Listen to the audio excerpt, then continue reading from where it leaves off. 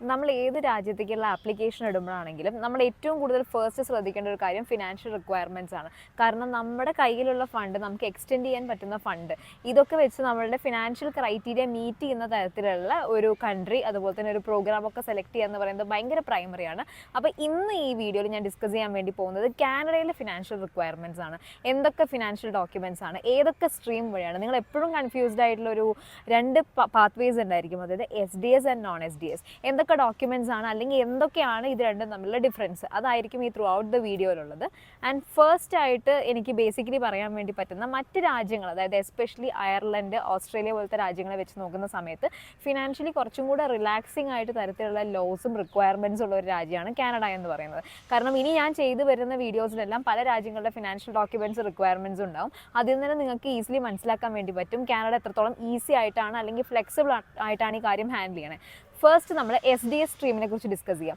അതായത് ഇപ്പോൾ for example SDS സ്ട്രീമിൻ്റെ ഒരു പ്രത്യേകത എന്ന് പറഞ്ഞു കഴിഞ്ഞാൽ അതുവഴി ആ പാത്വേ വഴി മൂവ് ചെയ്യുന്ന കുട്ടിക്ക് ഫസ്റ്റ് ഇയർ പ്രോഗ്രാമാണ് അല്ലെങ്കിൽ 1 ഇയർ പ്രോഗ്രാമാണ് ഒരു കുട്ടി എടുത്തിരിക്കുന്നതെന്ന് വിചാരിക്കുക.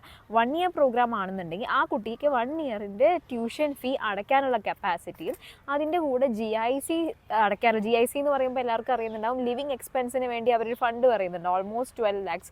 അത് അടയ്ക്കാനുള്ള ഒരു കപ്പാസിറ്റിയും, അതായത് GIC റെസീപ്റ്റ് എടുക്കാനുള്ള കപ്പാസിറ്റി ഉണ്ടായിരിക്കും. അഡീഷണലി കുറച്ചും കൂടെ ഫിനാൻഷ്യലി സ്റ്റേബിൾ ആണെന്ന് കാണിക്കാൻ വേണ്ടിയിട്ട് ഒരു CA സർട്ടിഫിക്കറ്റും കൂടെ കുറേ ആളുകളായിട്ട് പറയുന്നുണ്ട്. അതായത് ട്യൂഷൻ ഫീ അടച്ച റെസീറ്റും GICയുടെ റെസീറ്റും മാത്രം മതി എന്നുള്ളത്, GIC സർട്ടിഫിക്കറ്റ് മാത്രം മതി എന്നുള്ളത്. പക്ഷേ ലിവിങ് എക്സ്പെൻസസ് കൂട്ടിയിട്ടുള്ള ഒരു സാഹചര്യത്തിൽ it's always better to take or look into a CA certificate. CA സർട്ടിഫിക്കറ്റും കൂടെ വെക്കുകയാണെന്നുണ്ടെങ്കിൽ അത് കുറച്ചും കൂടെ സ്ട്രോങ് ആയിരിക്കും എന്നുള്ളതാണ്. അപ്പോൾ ഒരു SDS കാറ്റഗറി വഴി പോകുന്ന ഒരു ഫയലിൽ ഇത്ര കാണിച്ചത്ര ധാരാളമാണ്. ഇനി അഥവാ CA സർട്ടിഫിക്കറ്റിൽ 1 crore അല്ലെങ്കിൽ 2 crore ഒന്നും എത്തിക്കാൻ പറ്റാത്തൊരു കുട്ടിയാണെന്നുണ്ടെങ്കിൽ ഏറ്റവും ബെസ്റ്റ് അതാണ്, CAയുടെ വാല്യൂ കൂട്ടുക എന്നുള്ളതാണ്. എത്തിക്കാൻ പറ്റാത്ത ഒരാളാണെന്നുണ്ടെങ്കിൽ പേരൻസിൻ്റെ 6 monthsോളമുള്ള ബാങ്ക് സ്റ്റേറ്റ്മെൻറ്റ് അല്ലെങ്കിൽ അവരുടെ FDയുടെ എന്തെങ്കിലും ഒരു ഡോക്യുമെൻറ്റ്സ് വെച്ച് കഴിഞ്ഞാൽ തന്നെ ആ ഒരു SDS സ്ട്രീമിലുള്ള ഫയൽ എന്തായി, അത്യാവശ്യം സ്റ്റേബിളായി. ഇതാണ് SDS സ്ട്രീമിലുള്ള ഫിനാൻഷ്യൽ റിക്വയർമെൻറ്റ്സ് അല്ലെങ്കിൽ ഡോക്യുമെൻറ്റ്സ് എന്ന് പറയുന്നത്. സിമിലർലി നോൺ SDS സ്ട്രീമിലേക്ക് വരുന്ന സമയത്ത് ഫിനാൻഷ്യലി നമുക്ക് അത്രത്തോളം, അതായത് ട്യൂഷൻ ഫീ മസ്റ്റായിട്ടും നമ്മൾ അടയ്ക്കുന്നുണ്ട്, അതിൻ്റെ റെസീറ്റ് വെക്കുന്നുണ്ട്.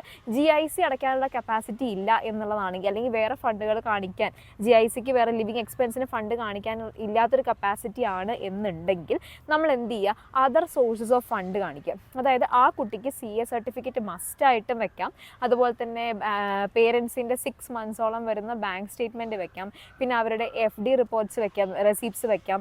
പിന്നെ അതുപോലെ തന്നെ അവർക്ക് സബ്മിറ്റ് ചെയ്യാൻ പറ്റുന്ന തരത്തിലുള്ള ഫിനാൻഷ്യൽ ഡോക്യുമെൻറ്റ്സ് മാക്സിമം വെക്കുകയാണെങ്കിൽ ആ പ്രൊഫൈൽ അത്യാവശ്യം സ്ട്രോങ് ആയിരിക്കും.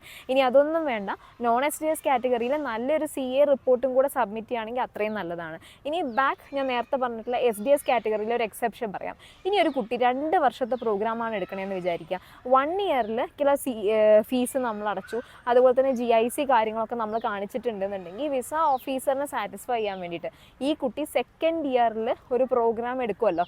ആ സെക്കൻഡ് ഇയറിൽ ഡ്യൂറേഷൻ ഓഫ് ദ പ്രോഗ്രാം പറയുന്നത് 2 year ആണല്ലോ. അപ്പോൾ സെക്കൻഡ് ഇയറിലും ആ കുട്ടി ഫിനാൻഷ്യലി സ്റ്റേബിൾ ആയിരിക്കും എന്ന് കാണിക്കാൻ വേണ്ടിയിട്ട് നമുക്ക് ഈ പറഞ്ഞ പോലെ തന്നെ CA സർട്ടിഫിക്കറ്റ് ധാരാളമാണ്. അതുപോലെ തന്നെ എന്തെങ്കിലും എക്സ്ട്രാ ഒരു ബാങ്ക് സ്റ്റേറ്റ്മെൻറ്റ് എന്തെങ്കിലും വെക്കുകയാണെങ്കിൽ അത്യാവശ്യം സ്ട്രോങ് ആണ്. അപ്പോൾ ഞാൻ ഒന്നും കൂടെ സമറൈസ് ചെയ്ത് പറയുന്ന സമയത്ത് ഒരു കാര്യം എടുത്തു പറയുന്നു. അതായത് SDS കാറ്റഗറിയിലുള്ള ആളാണെങ്കിലും നോൺ SDS കാറ്റഗറിയിലുള്ള ആളാണെങ്കിലും CA സർട്ടിഫിക്കറ്റ് വെച്ച് കഴിഞ്ഞാൽ ഫയൽ സ്ട്രോങ് ആയിരിക്കും. ഇനി 1 year പ്രോഗ്രാമോ 2 year പ്രോഗ്രാമോ എടുക്കുന്ന ആളാണെങ്കിലും ഈ 2 year പ്രോഗ്രാമിന് നിങ്ങൾ ഫിനാൻഷ്യലി സ്റ്റേബിൾ ആണെന്ന് കാണിക്കാൻ വേണ്ടി CA സർട്ടിഫിക്കറ്റ് ധാരാളമാണ്. പ്ലസ് അതായത് ഫണ്ട് ഉള്ള ആളുകളാണ് എന്നുണ്ടെങ്കിൽ അവർക്ക് പേരൻസിൻ്റെ 6 months സ്റ്റേറ്റ്മെൻറ്റ് അല്ലെങ്കിൽ അവരുടെ തന്നെ സാലറി സ്ലിപ്പോ 6 months സ്റ്റേറ്റ്മെൻറ്റോ വെക്കുകയാണ് എന്നുണ്ടെങ്കിൽ കുറച്ചും കൂടെ സ്ട്രോങ് ആയിരിക്കും. ഇതാണ് ഈ 2 സ്ട്രീമും തമ്മിലുള്ള ഡിഫറൻസും അതുപോലെ തന്നെ ഈ 2 സ്ട്രീമും തമ്മിൽ നമുക്ക് ആവശ്യമായിട്ടുള്ള ഫിനാൻഷ്യൽ ഡോക്യുമെൻറ്റ്സും. ഇനി SDSും നോൺ SDSും നമ്മൾ രണ്ടും ഡിഫറൻ്റ് ആയിട്ട് കാണെങ്കിലും സോഴ്സ് ഓഫ് ഫണ്ട്സ് നല്ല രീതിക്ക് കാണിക്കാൻ വേണ്ടി പറ്റുകയാണ് എന്നുണ്ടെങ്കിൽ രണ്ടും ഈസിലി വിസ റെഫ്യൂസൽ ഇല്ലാതെ കയറി പോകാൻ വേണ്ടി പറ്റുന്ന 2 സ്ട്രീംസ് തന്നെയാണ്. അപ്പോൾ ഒരുപാട് ടെൻഷൻ അടിക്കേണ്ട ഒരു കാര്യമില്ല. ബേസിക്കലി നമ്മൾ മനസ്സിലാക്കേണ്ടത് 2 സ്ട്രീമിലും CA സർട്ടിഫിക്കറ്റ് വെക്കുകയാണെങ്കിൽ അത് അത്യാവശ്യം സ്ട്രോങ് ആയി മാറും. SDS പറയുന്ന പോലെ 1 year ആണെങ്കിൽ CA സർട്ടിഫിക്കറ്റ് മാൻഡേറ്ററി അല്ല എന്ന് പറയുന്നുണ്ട്. പക്ഷേ എൻ്റെ ഭാഗത്തുനിന്ന് പേഴ്സണൽ സജഷനാണ് CA സർട്ടിഫിക്കറ്റ് വെക്കുകയാണെന്നുണ്ടെങ്കിൽ കുറച്ചും കൂടെ ഒരു ഷ്യൂറിറ്റി ആ ഫയലിന് കിട്ടും എന്നുള്ളത്. ആൻഡ് ഇത് കാനഡയുടെ വേർഷനാണ്. സിമിലർലി വേറെ കൺട്രീസിൻ്റെ വേർഷൻസും ഉണ്ട്, which will be discussed in some other videos. Thank U.